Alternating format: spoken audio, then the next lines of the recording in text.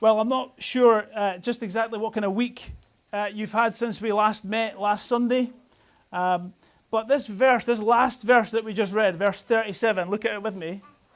They were astonished beyond measure, saying, "He has done all things well." So someone from the crowds are saying he has done all things well. And as I sat this week in preparation, I've wrestled with that. I've wrestled with that line, with that phrase. I wonder if you're struggling to accept that even as we sit here today. Are you having it? Has he done all things well? If that's the case, why is it that I'm struggling so much? If that's the case, why is it that I'm so restricted due to my poor health? Why is it that I've had suicidal thoughts and I'm struggling with depression this week? Why is it that I've known the abuse and the trauma that I've experienced in my life? How come I'm always seems to be struggling to make ends meet and that money's tight? Maybe as you sit, you're actually thinking, since Jesus has come into my life, it's almost become harder. There's decisions that I've had to make that I never thought I would have to make. There's pressures that I now experience that I've never known before. Well, this is the kind of thing that I've been thinking through this week as I've studied this passage. And my hope and my prayer for us today is that this passage is one that will be a help and an encouragement to us as we take some time in it this morning. That we might know the one who does all things well. And so, for the context, we've been studying as a church, haven't we, the last number of weeks and months, Mark's Gospel, and we're almost into Mark chapter 8.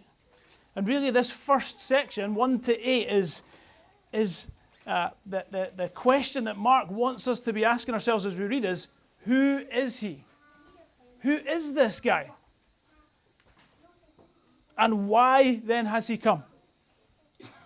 Well, he has come that we might know him and be known by him. And so I want us to take just a few moments together this morning to see the God who does all things well and to see how he does that. And so firstly, I want us to see that he goes. Jesus, that is who I'm talking about here, Jesus goes. And so I want us to know the God who meets us in our place of need this morning. I want us to know the God who meets us in our place of need. Verse 31, see it with me? Then he returned from the region of Tyre and went through Sidon to the Sea of Galilee in the region of the Decapolis. Now, this to me is a bonkers way of traveling to the Decapolis. If we were putting this into the Google Maps today, it would be telling us that we're going the wrong way. It would be telling us to turn round.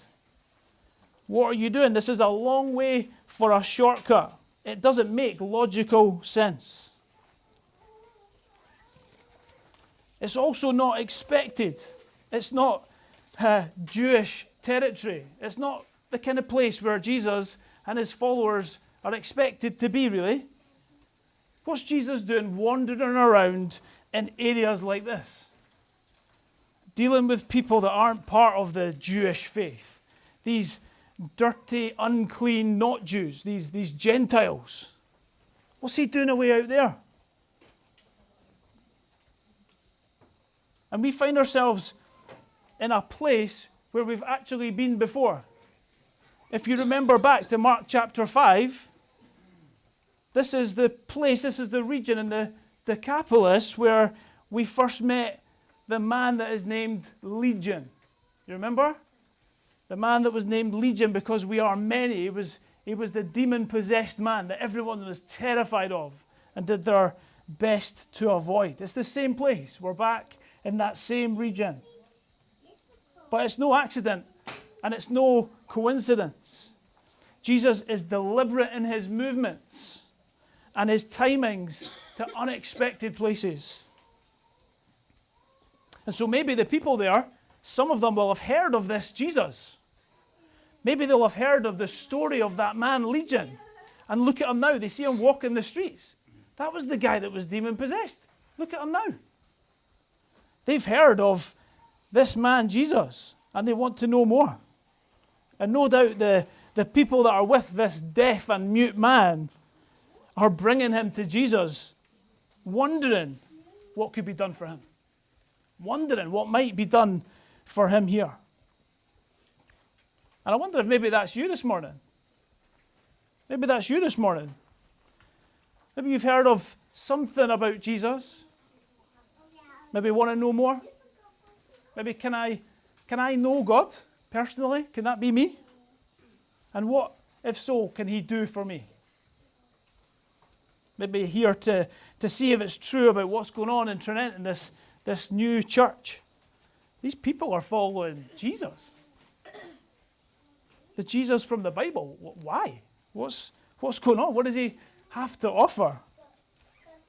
Well, I would say that it's no coincidence that you're here today as we discover a God who meets us in our place of need.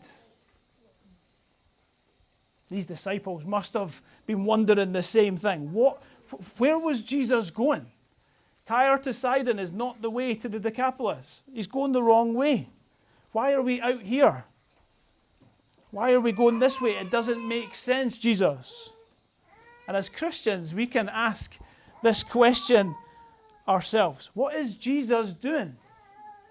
What is he doing in my life? If he does all things well, what is he doing here? This doesn't make sense. Why is he allowed this to happen? Things are feeling out of control. But we're reminded from this passage that Jesus comes to us in our place of need. We may not know the answer as to why he's allowed these things to happen in our lives at this point in time. But we can know him more fully in our place of need. And it's often in the trials and the hardships of our life that our faith is strengthened, isn't it? Well, here we see a God who meets us in our place of need this morning. No coincidence, no accidents, but full awareness of mine and your needs. And I'm moving towards you in love.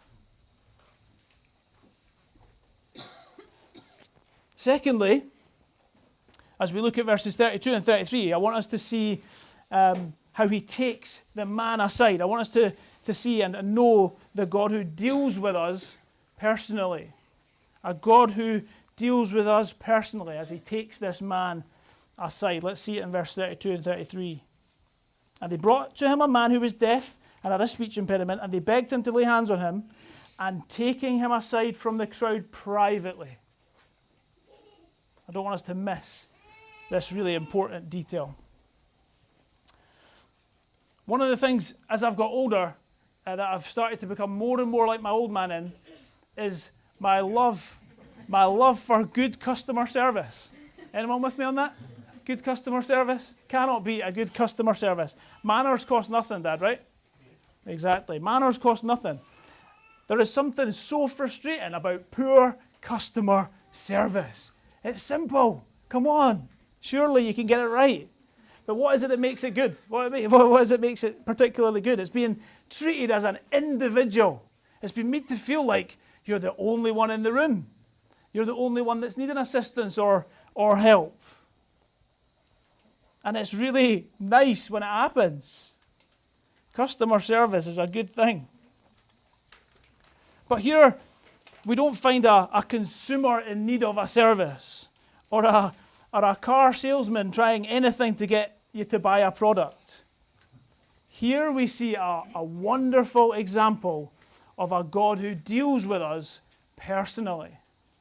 Personally. See Jesus' interactions with this man. See it with me. It's beautiful. Do not miss this morning. There is such a gentleness. He's so tender in his actions towards this man. See how he interacts with the deaf and mute man that is vulnerable and needy. There is no doubt that his disability has isolated him. Some commentators, as I've studied this week, would have said that it's likely that he once was able to hear. It's likely that he once was able to speak clearly. But how do we find him? Deaf and with a speech impediment or mute. Look at him now. He's no doubt isolated, frustrated, helpless in his condition. And then we see Jesus' interaction with him, don't we? Can you picture it with me? Can you picture it? Can you see it as you've read it? Jesus takes him aside from the crowds, away from the busyness and the noise, that noise which he can't yet hear, but soon will. And he takes him away from the crowd. And he deals with him personally. He faces him. He speaks to him in a way that he understands. He uses the language that you would use if you were deaf, sign language, doesn't he? He puts his fingers in his ears and he touches his tongue. He shows him, he demonstrates what he's about to do physically for him. It's wonderful and it's so personal. Jesus understands this man and his specific needs. As Jesus deals with us in our lives today, he knows us personally. He knows you this morning personally. He understands you. He knows your weaknesses. He knows your infirmities. And he is the good shepherd who knows his sheep. And so as you come this morning, as we gather, maybe you need reminded of that today.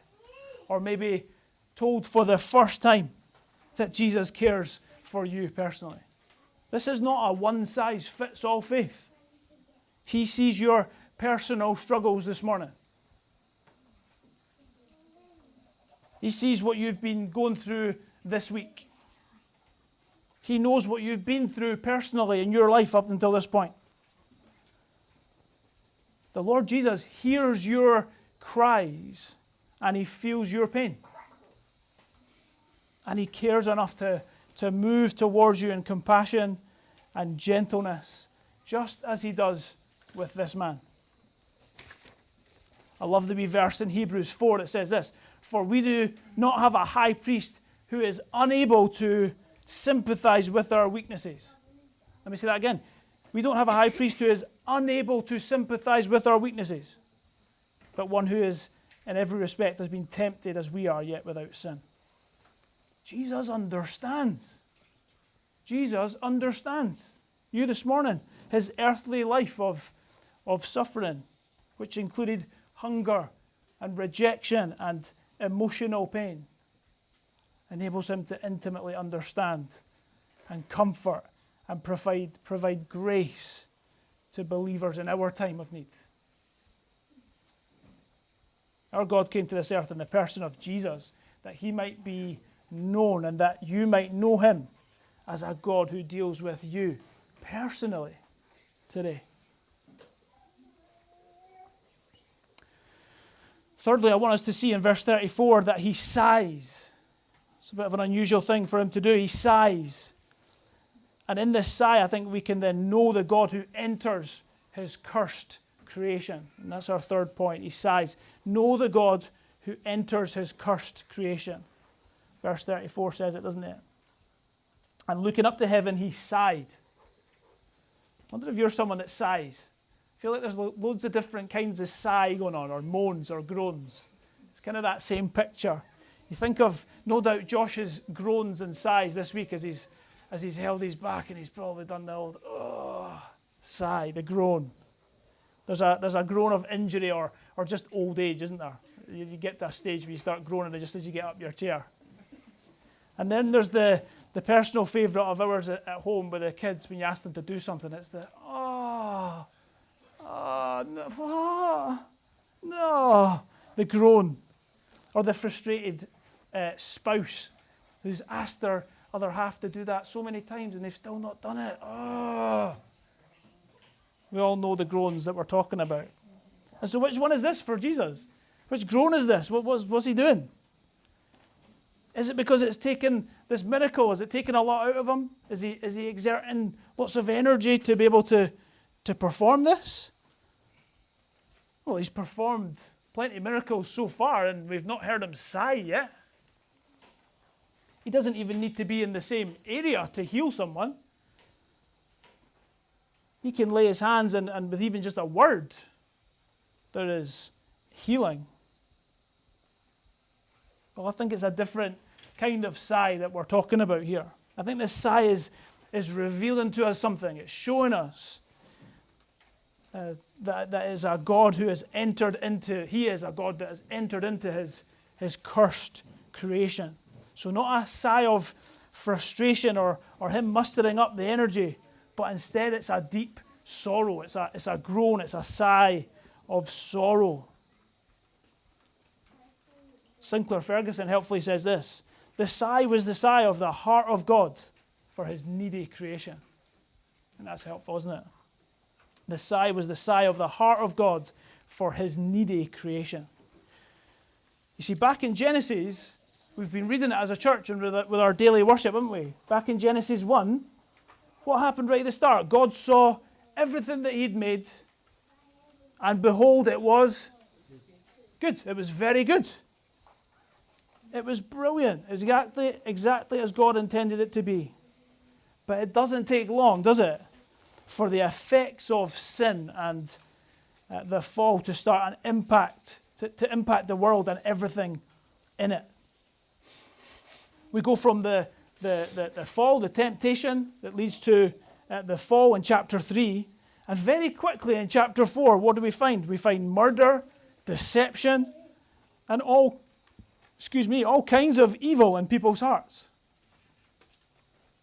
And then just a few chapters after, in chapter 6, every intention of the thoughts of their heart was only evil continually. Here we see the sin's curse.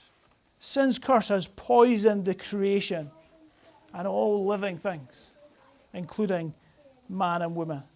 And so decay and disease and deceit and ultimately death become part of everyday life in this broken world. And Jesus feels it in this sigh. He feels it in this groan that he makes. He sees the man's physical need, which is so obvious to him and to everyone around him. But more than that, he's aware of this deep spiritual need of him, but also of mankind. And this is why Jesus came, wasn't it? This is why he has come in the first place. Jesus enters this sin-cursed world and becomes a curse for us. He becomes a curse for us. Galatians 3 tells us Christ redeemed us from the curse of the law by becoming a curse for us.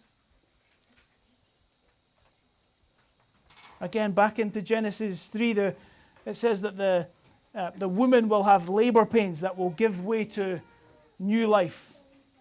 And here we see Jesus making these pains, these groans, these sighs, before new life comes through his death and his resurrection. He entered our sin-cursed world as the only one who could break this curse and take the punishment that our sins deserve on himself. And so it wasn't just a physical pain that he endured on the cross, but it was a spiritual pain also, as he bore the weight of our sin on himself. When we feel the effects of our own sin, even today, no doubt we've felt that, or the consequences of others' sins in our own lives and their wrongdoings, we're reminded that our world is still so characterized by pain and toil and grief. But as he enters this cursed creation, it reminds us today of a kingdom that Jesus came to bring in part here in this passage. But the Bible tells us that he will return again to bring in full. when he returns. And so as Christians this morning, this is our hope, isn't it? Our hope is not in this world that is still so clearly ravaged with sin, but it is in the new creation to come. It is in the new heaven. Have a listen to these words in Revelation 21 as it describes the world to come and the true hope that is for the believer. It says this in verses 1 to 3. And I heard a loud voice from the throne saying, "Look, God's dwelling place is now among the people, and he will dwell with them. They will be his people, and God himself will be with them and be their God." Verse 4, he will wipe away every tear from their eyes. There will be no more death, or mourning, or crying, or pain, for the old order of things has passed away. Our world and our bodies are groaning, as we'll see in a moment in Romans 8, for the coming of this new creation. But can I remind you today, as a weary Christian perhaps, maybe you're ready to give in and give up. Let me remind you that the battle has already been won. The victory is ours in Christ Jesus today. And so, as it says in Hebrews 12, do not lose heart. Do not lose heart. Fourthly, I want us to see then that he opens. He opens. So I want us to know the God who speaks and the God who hears. In these opening chapters of Mark's Gospel, we've seen him calm the storm. We've seen him walk across the water. We've seen him feed the 5,000 with just 5 loaves and 2 fish. And now we see him heal this deaf and mute man. This is an awesome moment, isn't it? It's incredible. He says, Ephatha, which simply means be opened or be released. He speaks one word, and the man is instantly healed. Can you imagine it? Can you imagine it? It must have been incredible. What must it have been like for this man, who no doubt for years has been walking around, not able to hear, not able to communicate? What do you think the first thing was that he couldn't wait to hear? Or what do you think the first thing was that he couldn't wait to say, or who to speak to, or who to listen to? It was incredible scenes in the Decapolis. And so we're again faced with the power and the authority of this man Jesus, aren't we? Warren Wiersbe says this: the man did not hear Jesus speak, but creation heard the command of the Creator, and the man was healed. It's a good line, isn't it? The man did not hear Jesus speak, but creation heard the command of the Creator, and the man was healed. Jesus' authority over the creation. And amazingly, Isaiah prophesied about this. He foretold that this was going to happen back in Isaiah 35. It says, the eyes of the blind shall be opened, and the ears of the deaf unstopped.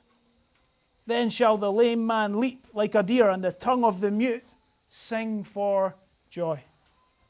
So Jesus is fulfilling the prophecy here. It tells us who he is.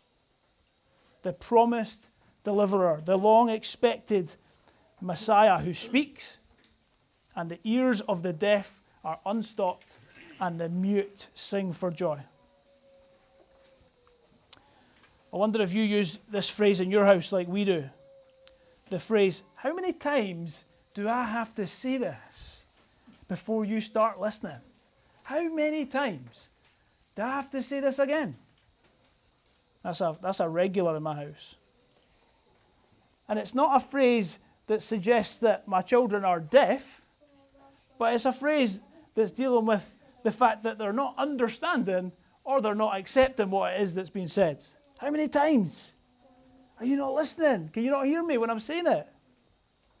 And this is what's happening in this passage this morning. The disciples, the crowds, they're hearing, but they're not understanding who Jesus is and what he's trying to communicate.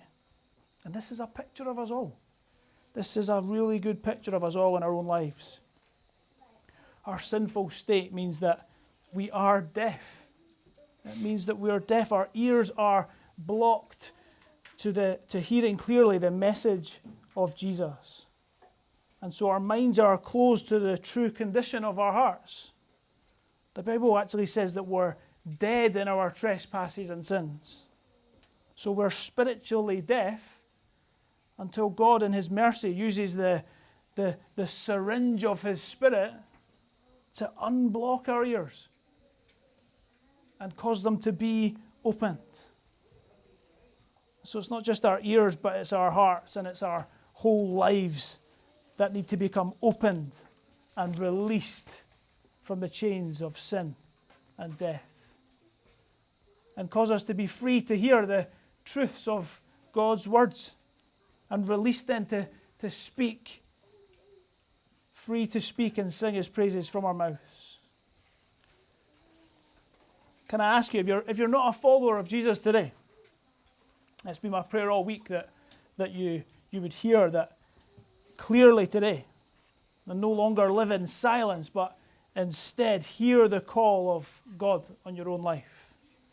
Romans 10 says this, if you declare with your mouth, and so no longer mute, but if you declare with your mouth Jesus is Lord and believe in your heart, having heard with your ears that God raised him from the dead, you will be saved. Let me challenge you with that today. It's our prayer that you would accept that for yourself today. And then as a Christian this morning, can you remember the first time you heard the gospel message clearly? I was struggling to remember. I've had the privilege of growing up in a Christian home where I've heard these truths many times. But can you remember the first time or the last time that you remember the joy of hearing these truths? But the challenge, I think, for us as believers, as Jesus commands the ears to be opened, it's this reality that what have we got in our own lives as Christians that we're closed to, that we're keeping for ourselves, that we're holding on to in our own lives that we don't want him to know about? Or is there a particular thing that we're refusing to hear? We're putting our own fingers in our ears. What are we holding on to that we don't want to give up? Jesus' command is be opened. Be open, be released. And then also, how do we know this God who speaks and hears today? Well, we want to know him more, a God who speaks and hears as we walk as Christians, don't we? And it's a bit like our relationship with, I was thinking of a relationship with our other half. Been married to Jen for 14 years. We were 21 when we got married. Didn't have a clue what I was doing. Didn't have a clue. I was a baby, 21. But as time's gone on, as life rolled on, as experience grows, you start to know each other better. You know each other fuller. You understand each other more. And this is what we want as believers, as Christians, as we seek to know God. We want to know him more. We want our relationship to deepen and grow. And that can be as we speak and as we hear. That can be as we pray to God, as we come before him and talk to him, knowing that he hears us. That can be listening to God as we open his word regularly, as we spend time in his word, as we meditate on it. So let me challenge you, let me encourage you to be open, to be released as you come to know him more and more. And then just fifthly and briefly and last point I wanted to make is that he charges. We see that Jesus charges right at the end. Verse 36, and Jesus charged them to tell no one. And in this charging, I want us to know the God who came to die. Know the God who came to die. This is unusual, isn't it? This is a strange thing for him to say. But I think it's a case of mistaken identity. The crowd, even the disciples' condition is like the man in the story, as we've said. They're deaf. They don't hear clearly what Jesus is actually saying. Their hearts are hard, it says in the previous chapter. And because of this, they don't understand fully at this stage who it is that Jesus is. So this is the reason why Jesus is saying not to tell. It's because their understanding isn't full yet. They don't get it yet. And so they're misleading the people who want to come and to see Jesus and be healed by Jesus. You see, he didn't come to be this king, this leader, this warrior that they all expected. The hype and the clamor is purely just to see what Jesus can do for them. But don't be confused. Don't be confused. See him for who he is, who he really is today. We have the benefit of the whole Bible, don't we? We know the rest of the story. As we read on into Mark's Gospel, we see this whole mission, this whole purpose of Jesus was not to come to heal and be a rescuer and a warrior for the Jewish people, to overthrow the Romans and re-establish the Jewish nation. No. This is the Son of God who takes away the sin of the world. His mission was that he came to die. And he came to die for me and for you this morning, if you would put your trust in him. And so he came that we might know him and be known by him. And I hope that we've been able to see that in some way he is a God who does all things well. That our ears would be open to the truth of who Jesus is. A God who meets us in our place of need, who deals with us personally, who enters his cursed creation, and a God who speaks and hears.